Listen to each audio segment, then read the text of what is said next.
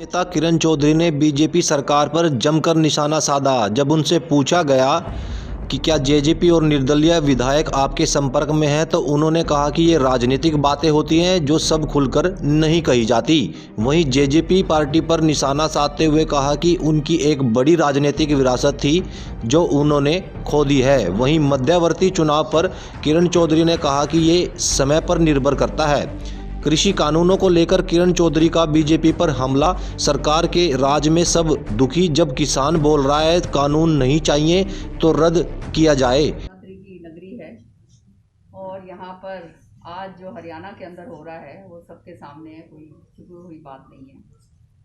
जिस तरह से मुझे हैरानगी होती है कि ये सरकार जब सत्ता में आई थी केंद्र में और इधर, तब इन्होंने एक वायदा करा था कि 2022 के अंदर किसानों की आय जो है वो दुगनी कर देंगे। लेकिन इससे बड़ा मजाक मैं समझती हूँ नहीं हो सकता कि आज जो हालात हो गए हैं, दुगनी की तो बात छोड़ दीजिए, जो सामने स्थिति नज़र आ रही है, इससे तो किसान को बिल्कुल, जो धरती पुत्र है उसको बिल्कुल ज़मीन के अंदर लिटा के रख दिया है।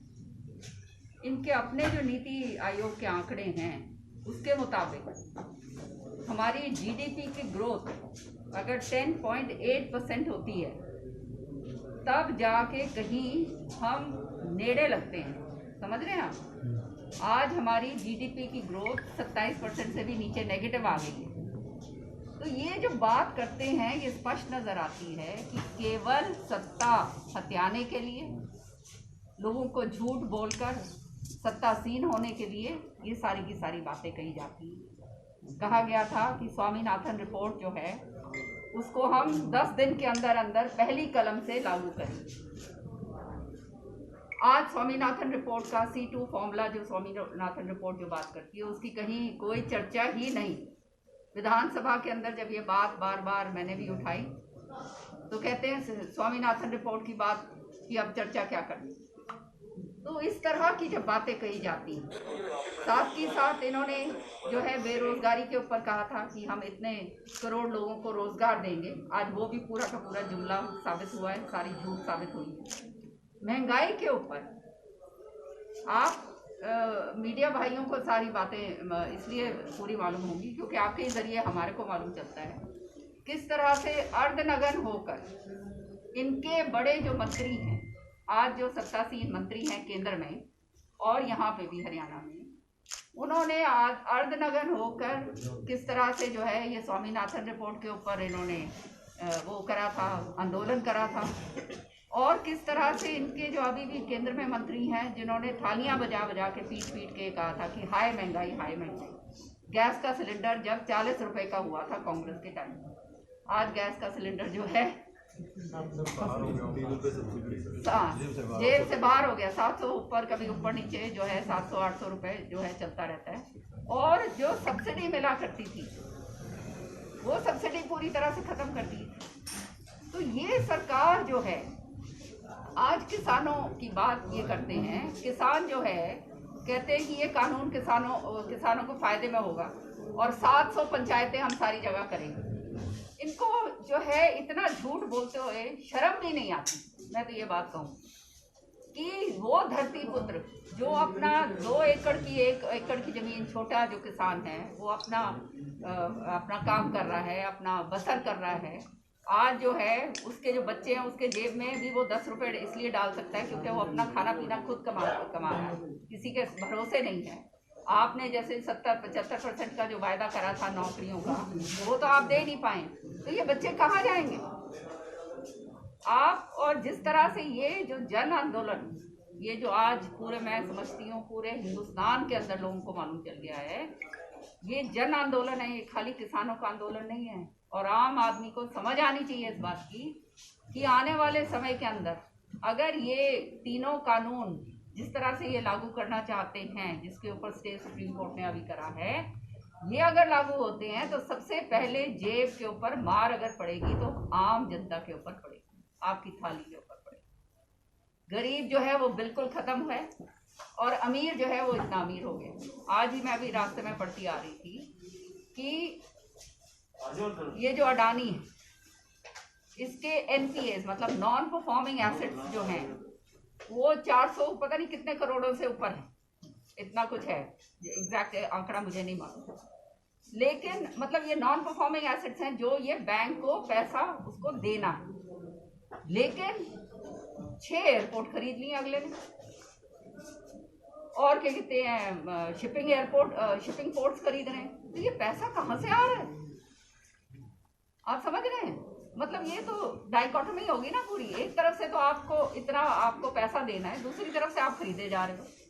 तो ये स्पष्ट तरीके से जो है ये सारे कानून इसलिए लाए गए हैं ताकि इन पूंजीपतियों को सहूलियत दी जाए। किसान बेशक बर्बाद होता जाए, वो इनको लेना देना नहीं है। इन्होंने खाली अपने सत्ता का सुख भोगना है, और जो है कोई मरे कोई वो महंगाई हो, कोई बात नहीं।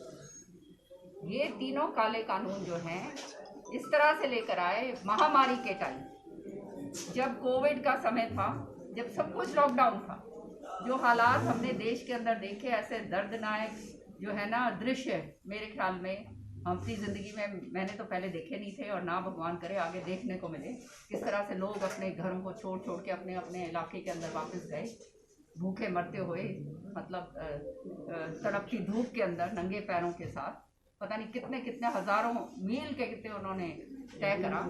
ऐसे हालात थे जब देश के अंदर, तब ये अध्यादेश लेकर आते हैं इन तीनों काले कानूनों, और फिर पार्लियामेंट में लेकर आते हैं। पार्लियामेंट में क्योंकि इनकी मेजॉरिटी है, मेजॉरिटी इतना लोगों ने इनको जो है सत्ता में क्या कहते हैं भाग इसलिए दिया कि कुछ भला करेंगे, लेकिन वो मेजॉरिटी का दुरुपयोग करके अनंत फनन के अंदर पूरे के पूरे जो हैं कानून जो हैं उनको लाया जाता है, और जो है उनके ऊपर कोई चर्चा सही तरीके से नहीं होती, और उनको लागू कर दिया जाता है। अब जो है सुप्रीम कोर्ट ने जो करा है वो आपके सामने है। ये भी जो है सारा का सारा जो कमेटी है, ठीक है सुप्रीम कोर्ट की मंशा सही है, लेकिन कमेटी का क्या औचित्य है, हम पूछना चाहते हैं। कमेटी जो है उसका तो जो उसके जो सदस्य हैं उनके ऊपर तो सवालिया निशान वैसे ही खड़े हो गए। तो जब आप किसान कह रहे हैं कि एक तरफ कहते हैं कि किसान का हम फायदा करना चाहते हैं, आप अगर सचमुच में किसान हितैषी होते तो आप कमेटी फॉर्म करते जिसके अंदर किसान का प्रतिनिधित्व होता, और फिर उसके बाद चर्चा हो के फिर ये पार्लियामेंट की स्टैंडिंग कमेटी, पार्लियामेंट में लाया जाता, स्टैंडिंग कमेटी में चर्चा होती, सारा कुछ होता, तब तो हम बात मानते हैं कि भैया आपकी अच्छा सही है। लेकिन जिस तरह से आप कानून लेके आए हो पिछले द्वार से, जिस तरह से उसको लागू करने की जबरदस्ती जो करी जा रही है, स्पष्ट नजर आता है कि इनकी नीयत के अंदर खोट ही खोट है और कुछ नहीं, सच्चाई है। और फिर अब जब आंदोलन खड़ा हो गया है तो आंदोलन के समय आंदोलन को ख़त्म किस तरह से करा जाए वो षड्यंत्र रचे जा रहे हैं। कभी जो है शर्म आनी चाहिए इनके मंत्रियों। किसान जो धरती पुत्र है, जो हमारे को हमारी थाली के अंदर वो खाना देता है, उस किसान को कहा जा रहा है वो चीनी है, उस किसान को कहा जा रहा है वो पाकिस्तानी है, उस किसान को कहा जा रहा है वो खालिस्तानी है। शर्म से डूब मरना चाहिए ऐसे लोगों को जो इस तरह की बात करते हैं, जिनके जो है किसी तरह की ज़मीर नहीं रह गई है, जो किसान के बारे में बात करते हैं। क्योंकि यह वही किसान है जो खाली खेत के अंदर अपना उपज नहीं करता, इसके बाल बच्चे जो हैं हमारी सरहदों के ऊपर हैं और सरहदों के ऊपर हमारी देश की रक्षा कर रहे हैं। उस किसान को ये चीनी और पाकिस्तानी और खालिस्तानी कहा जा रहा है। तो इससे ज़्यादा दुर्भाग्य इस देश के अंदर क्या होगा। आज जो भी है, जो कुछ हो रहा है, अब ये 10 राउंड हो गए चर्चा के। 10 राउंड के अंदर इन्होंने ये 10 राउंड का क्या मकसद, जब किसान कह रहे हैं कि हमारे को ये कानून नहीं चाहिए, उनको अपना अच्छा भला तो किसानों को मालूम है, तो आप इनको रद्द कीजिए। लेकिन अभी भी इतना अहंकार इनके अंदर है कि किसी तरह से इसको रफा दफा करा जाए। पहले तो पंजाब हरियाणा के अंदर जो है फूट डालने की बात करी गई, एसवाईएल नहर की बात करते। एसवाईएल नहर चौधरी बंसीलाल जी ने बनाई थी दक्षिण हरियाणा को पानी देने के लिए। वो नहर जो है वो तो राजनीति की बहर चढ़ गई। जब भी इलेक्शन होता है या कोई राजनीतिक चर्चा होती है तब एसवाईएल नहर सामने आ जाती है। 6 साल हो गए, 6 साल जब कोर्ट ने हमारे को फैसला दिया हरियाणा को एसवाईएल नहर के हक में। आज तक इन्होंने सुध-बुध नहीं ली। इनकी सरकार केंद्र में भी है, इनकी सरकार यहाँ भी है। आज तक इन्होंने सुध-बुध नहीं ली, एक बात नहीं इन्होंने SYL के ऊपर कही। अब जो है क्योंकि हरियाणा पंजाब को बांटने के चक्कर में कि भाई किसी तरह से इनको बांट दो, तो SYL की बात ले आए। अरे मैं पूछना चाहती हूँ आपके जरिए, कौन रोक रहा है आपको? और आप ये जो फर्जी उपवास करते फिर रहे हैं सारी जगह, कौन रहा है आपको? सरकार आपकी है, दोनों ले आइए, पानी ला के दीजिए। लेकिन ये खाली राजनीति करनी और लोगों को बेवकूफ़ बनाना जो है, ये अब लोगों की वो कहते हैं ना चश्मे जो हैं, वो चश्मे अच्छे दिन आएंगे, वो अच्छे दिन के चश्मे जो हैं लोगों के आंखों से उतर गए हैं।